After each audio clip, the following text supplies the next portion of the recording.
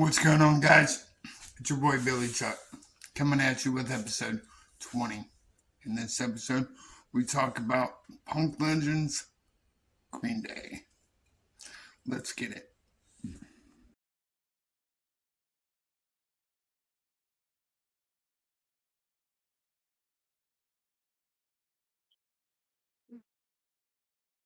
First and foremost, I just want to say that Green Day was the first band I actually got into myself as a child. Like, I'm a metalhead through and through. Don't doubt me. But when I was a child, coming into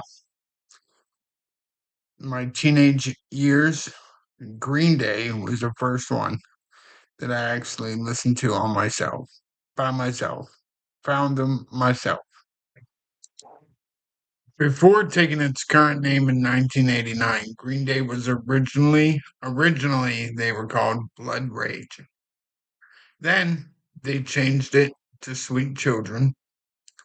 They were part of the late 80s, early 90s Bay Area punk scene that emerged from the 924 Gilman Street Club in Berkeley, California. But fuck yeah, these guys are definitely, definitely pioneers in bringing punk to the mainstream music scene. Hands down.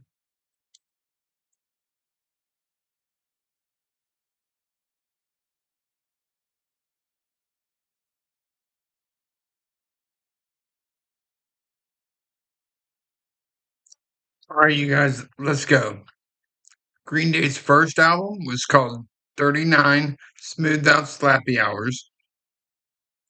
That album was released on April 13th, 1990. It was the band's only album to feature drummer John Kiffmeyer. Jesse Michaels of Operation Ivy contributed to the artwork on the album. The inner sleeve shows handwritten lyrics written by Billy Joe, and also it features letters by drummer John Kiffmeyer and Lookout owner Larry Livermore to IRS Records, rejecting a fake offer to sign to the label and declaring its loyalty to Lookout Records. There is no official singles released from the album, although the track going to Pasalacqua on was released as a mock-up single in Green Day singles box set entitled Green Day Ultimate Collectors. The album was only fairly successful when initially released, selling just short of 3,000 copies for Lookout Records that year.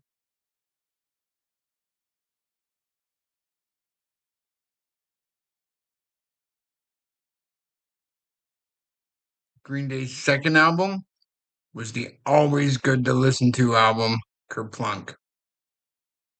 They released that in 91. Now, this album has more diversity and flat out excellent songs on it. And with the most dangerous fucking drummer on the planet, Trey Cool, added to the trio, this band seemed unstoppable. Billy and Mike and Trey are undoubtedly the best trio that certainly I can recall. They actually recorded a version of Welcome to Paradise originally on this album, and then they later recorded it on the next album. One fucking killer track is the song "One of My Lies." Well, there and the songs like "Who Wrote Holden Caulfield." I mean, those fucking songs are just epic. But major labels took notice of Kerplunk's popularity and approached Green Day. Green Day realized that they had outgrown their record distribution capacity with Lookout and eventually signed with Reprise Records. As of November '06, Kerplunk has sold 699,000 units in the United States and over 4 million copies sold worldwide. So, congrats.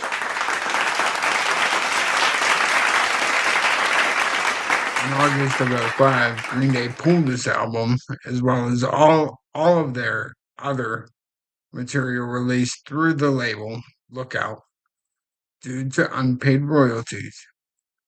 It was reissued on CD by Reprise Records, who Green Day has been with since leaving Lookout on January 9th, 2007.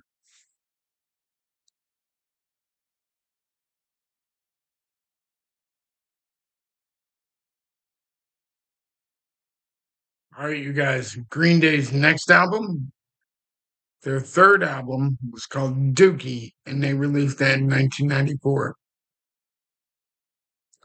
By 1994, grunge rock opened by Nirvana exposed America to bands in the shadow of bands like the Melvins, Alice in Chains, bands like that, bringing in an entirely new wave of what music could be, but focusing more on troubled emotions than melody.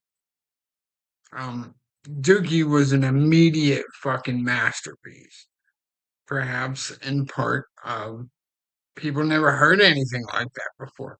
At least people in the midway of the country. This album produced songs like Longview, which is a ode to boredom and self love, Basket Case, and When I Come Around, amongst others. But this album is definitely punk's answer to the power ballad. Dookie shot to the top 10 and remained on the radio stations throughout 95. I mean, come on. I mean, this album, the songs like Pulling Teeth, Chump. Oh, shit, son. I love them songs.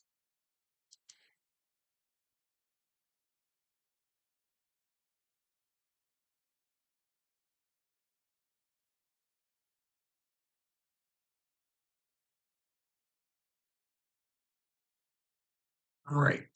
So, Green Day's fourth album was called Insomniac. They released that in 1995. Almost, almost the entirety of the album was written on the road while they were just fucking blowing it up in 1994. A lot of it was filled with anger to them being banned from Gilman due to the explosion in popularity. It's it's been said that one day in '95, Billy Joe was approached by a stranger, someone who looked like a really early '80s English postcard punk. The guy started talking shit, but in short, Billy Joe was told that he was a sellout. Billy is quoted. He said, I remember I almost got into a fight with him. I was like, what the fuck do you know about me or my band? This even prompted one fan to write a letter to the Bay Area scene Bible Maximum Rock and Roll, announcing that he would be picketing the band's shows going forward.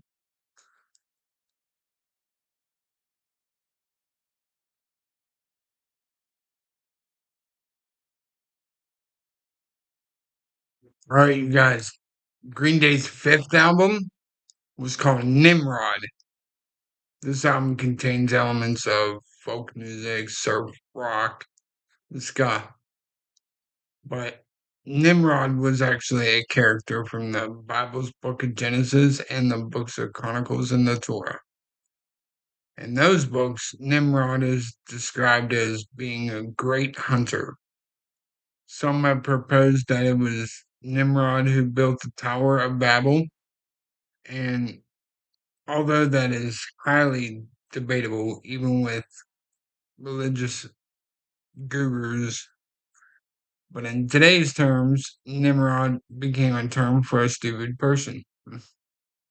The album's cover features two faces each each hidden by a yellow circle with the word Nimrod typed on them.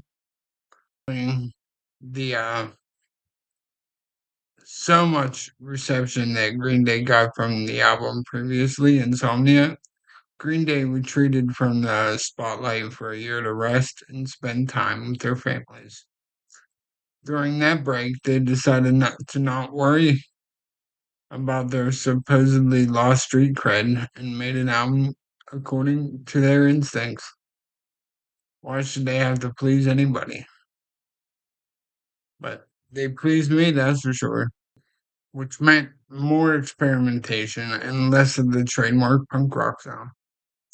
Of course, punk is what they portrayed in the beginning, but with everything negative being put aside, this album kicks fucking ass. I mean, there's songs like Hitching a Ride, The Grouch, the instrumental Last Ride In, and King for a Day, amongst other ones. But there's an acoustic string laced ballad called Good Riddance Time of Your Life, and that was actually my graduation song.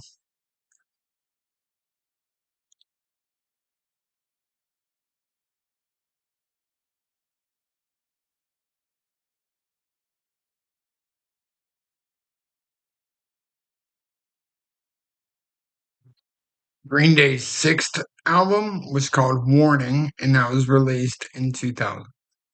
While this record didn't exactly bomb, lead single Minority spent over a month at the top of the Billboard Modern Rock chart, and it received generally positive reviews. Uh, the first release, This Side of the Millennium, was a critical and commercial low point for the band. The album turned down a notch on their distortion pedals. Uh, Billy's solos were swapped for harmonica, mandolin, and perhaps most shocking of all, a fucking screaming saxophone, which I don't really give a shit. It's punk as fuck.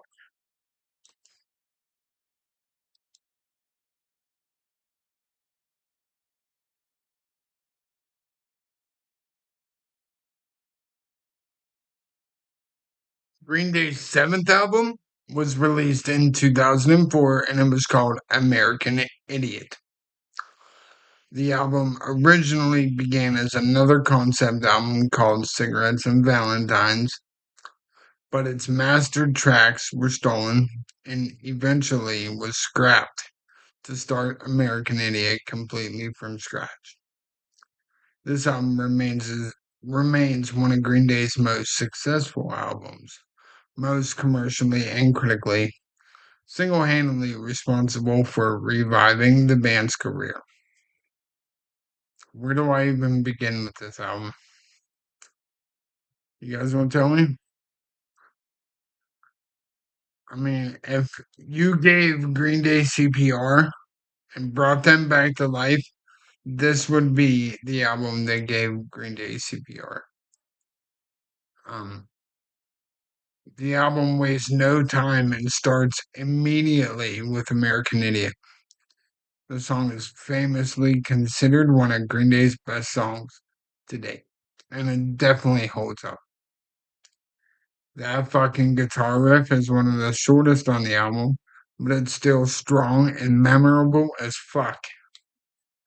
American Idiot is actually a precursor for the true start of the story, Jesus of Suburbia.